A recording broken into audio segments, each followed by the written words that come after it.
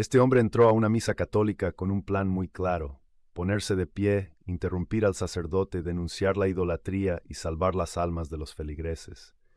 Pero cuando abrió la boca para gritar su primer versículo, Dios se la cerró. Hermanos, ¿qué pasa cuando nuestro celo por Dios supera nuestra sabiduría? Hoy les comparto la historia de un hombre, a quien llamaremos Ricardo, que estaba tan fervientemente convencido de que la Iglesia Católica era un culto que ideó un plan dramático y público para liberar a sus miembros. Pero su plan, lleno de ruido y furia, chocó de frente con el plan silencioso y poderoso de Dios. Su historia es un testimonio increíble y humillante sobre el poder de la presencia real de Cristo en la Eucaristía, pero también es una historia desgarradora sobre el precio de un encuentro con la verdad, y cómo a veces la gente que más amas es la que más te rechaza cuando tu experiencia no encaja en sus cajas teológicas. Ricardo comienza su carta con una confesión que nos pone directamente en su mentalidad de aquel entonces. Me escribe: Padre, yo no era un loco, o al menos no creía serlo. Creía con todo mi corazón que era un profeta de Dios para esta generación, como un Elías moderno. Mi fe era evangélica, fundamentalista y confrontacional. Lloraba, literalmente lloraba, por las almas de los millones de católicos que yo creía que estaban siendo engañados por la ramera de Babilonia, como llamábamos a la iglesia. No los odiaba, sentía una urgencia desesperada por salvarlos. Esta urgencia, me cuenta, lo llevó a la acción. Pasé semanas en oración y ayuno, escribe, y sentí lo que yo estaba convencido que era un llamado directo de Dios. Una voz en mi corazón me decía: ve, sé mi voz en medio de ellos, denuncia la apostasía. Y así formulé un plan. El plan de Ricardo era audaz. Investigué en internet el orden de la misa católica. Decidí que el momento perfecto para mi intervención sería justo después de la homilía. Me pondría de pie y con la autoridad de la palabra de Dios llamaría a la gente al arrepentimiento. Tenía mis versículos listos como un soldado tiene sus balas. Estaba listo para ser abucheado. En mi mente, estaba listo para ser un mártir por la verdad bíblica. El día elegido, un domingo por la mañana, se levantó lleno de un terror y un celo santos. Condujo hasta la catedral de la ciudad. Entré a la iglesia y me senté en el último banco, me escribe, y todo lo que veía confirmaba mis prejuicios y alimentaba mi justa ira. Veía las estatuas y pensaba: ídolos muertos. Veía a la gente haciendo la genuflexión y pensaba: adoración de hombres. Cada minuto que pasaba, mi convicción de que estaba haciendo lo correcto se solidificaba como el acero. El sacerdote terminó su homilía. Era el momento. Me puse de pie, cuenta Ricardo. Sentí que algunas miradas se giraban hacia mí.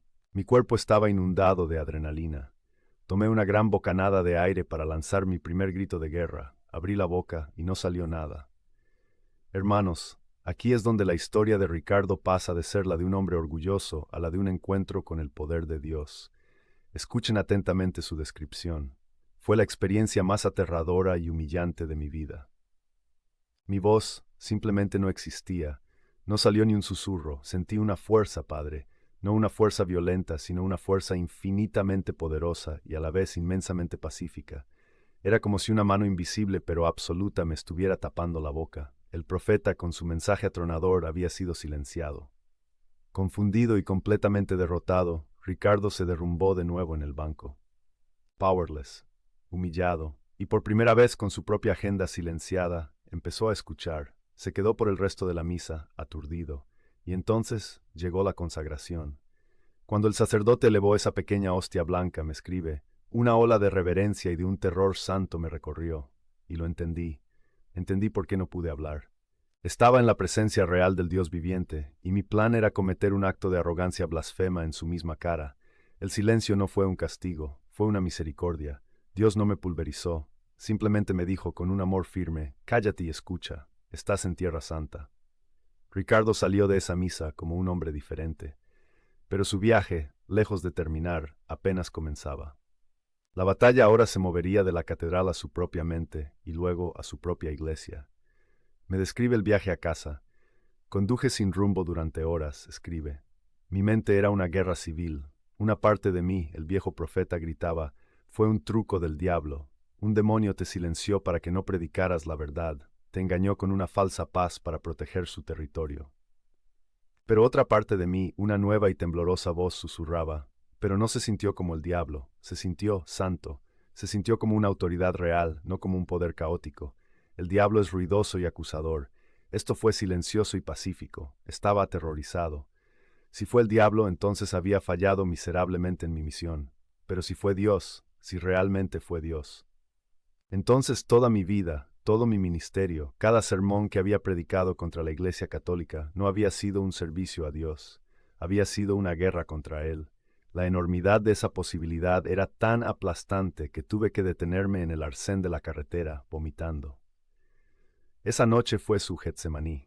Llegué a casa, me cuenta, y saqué todos mis libros de apologética anticatólica.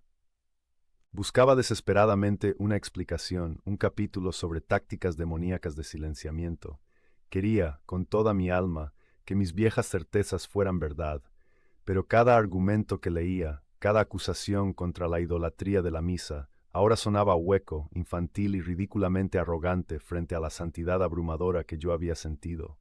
Era como leer un manual de natación mientras te ahogas en el océano. Mi teología era una colección de palabras impotentes frente a la realidad de la presencia. Después de días de agonía, supo que no podía guardar esto para sí mismo. Debía hablar con su familia espiritual, su iglesia. No podía simplemente desaparecer, escribe. Le debía una explicación a la gente que había liderado, a mis amigos más cercanos. Llamé al pastor principal y a los ancianos, y les pedí una reunión urgente. También invité a los miembros de mi grupo de estudio bíblico, mi círculo íntimo. Les dije que había tenido una experiencia que necesitaba compartir y que necesitaba su discernimiento. La reunión tuvo lugar en el salón de la iglesia una noche de martes. La atmósfera era tensa.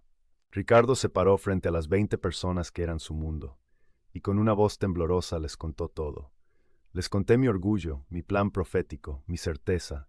Les describí la caminata hacia el frente, el aire en mis pulmones, y les describí el silencio, el poder que me impidió hablar. Les conté cómo me senté y realmente vi la misa por primera vez. Les describí la abrumadora sensación de santidad frente a la Eucaristía. No les dije que me iba a convertir en católico, no lo sabía todavía. Simplemente terminé diciendo, no sé qué fue, pero fue real, y fue de Dios, y estoy confundido. Necesito su ayuda para entender. La reacción que recibió no fue la que esperaba. Primero, escribe, hubo un silencio atónito. Luego, el pastor principal, un hombre bueno pero pragmático, intentó encontrar una explicación natural. Ricardo, dijo con voz suave, has estado bajo mucho estrés.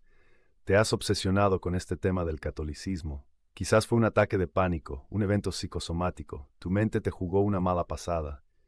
Yo insistí, continúa Ricardo. No fue mi mente, fue una fuerza externa. Y fue entonces cuando el ambiente cambió. La esposa de uno de los ancianos, una mujer conocida por ser una guerrera de la oración, se puso de pie. Su rostro era severo. Hermano Ricardo, dijo, su voz resonando en la habitación, 2 Corintios 11 nos dice que Satanás se disfraza como un ángel de luz.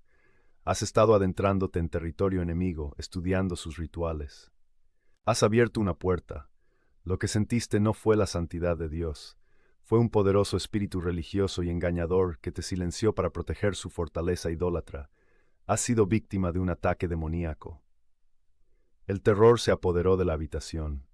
Uno por uno, me escribe Ricardo, mis amigos más cercanos, la gente con la que había orado, con la que había compartido mi vida, comenzaron a sentir. Me miraban, no con compasión, sino con miedo y sospecha. Ya no veían a su amigo Ricardo, veían a un hombre contaminado, a una víctima espiritual, a un peligro. Se pusieron de pie, se acercaron y me rodearon, y comenzaron a orar sobre mí, no por mí, sino sobre mí. Reprendemos a este espíritu de engaño en el nombre de Jesús, gritaba uno. Te atamos, espíritu de Roma. Libera a nuestro hermano de esta ceguera. Padre, ese fue el momento más solitario de mi vida. Les abrí mi alma herida, buscando ayuda y sabiduría. Y en lugar de compasión, recibí un diagnóstico espiritual y un exorcismo improvisado. Las mismas personas con las que había compartido mi vida ahora me miraban como si fuera un leproso espiritual. Y mientras ellos gritaban sus oraciones, sentí el mismo silencio que en la misa, pero esta vez era el silencio de una soledad infinita. Me di cuenta de que ya no tenía un hogar allí. La reunión terminó. Fue formalmente suspendido de todas sus responsabilidades de enseñanza. La noticia, disfrazada de petición de oración por la lucha espiritual del hermano Ricardo, se extendió como la pólvora, y el rechazo fue total. Fue una muerte social, escribe. Las llamadas telefónicas dejaron de ser respondidas. Cuando mi esposa y yo íbamos al supermercado, la gente de nuestra iglesia que nos veía, literalmente giraba sus carritos y se iba por otro pasillo. A nuestros hijos les dijeron en el grupo de jóvenes que su padre estaba siendo engañado.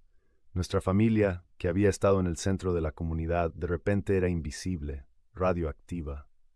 La presión sobre su familia fue inmensa. Mi esposa estaba aterrorizada, me confiesa. Perdimos nuestra comunidad, nuestros amigos, y pronto perderíamos mis ingresos como pastor asociado. Una noche me dijo entre lágrimas: Ricardo, mira lo que has hecho. Tenían razón. Fue el diablo y nos ha quitado todo. Por favor, solo arrepiéntete. Diles que fue un engaño. Diles que estás bien ahora. Podemos recuperar nuestra vida. Y esa fue la tentación más grande. Podía mentir y recuperar mi mundo, o aferrarme a esa verdad silenciosa que había experimentado y perderlo todo. Miré a mi esposa, el amor de mi vida, y le dije que no podía negar lo que había sucedido. Fue la noche más larga de nuestro matrimonio. Ricardo me cuenta que salió de esa misa como un hombre diferente. El guerrero orgulloso había sido reemplazado por un buscador humilde y silencioso. Y en los meses de aislamiento que siguieron, él y su esposa, lentamente, comenzaron a buscar juntos. Llamó a la parroquia no para debatir, sino para preguntar cómo podían aprender. Su historia es un recordatorio increíble de que la Eucaristía no es un símbolo, es una presencia tan real que puede silenciar el orgullo más ruidoso. Pero también es un recordatorio de que seguir a Cristo a veces tiene un costo terrible. A veces, para encontrar a nuestra verdadera familia, primero debemos estar dispuestos a perder la que conocemos. La presencia real de Cristo en la misa es el mayor milagro de todos. Si quieres entender mejor lo que Ricardo experimentó ese día, mira este video sobre el poder y la belleza de la Eucaristía.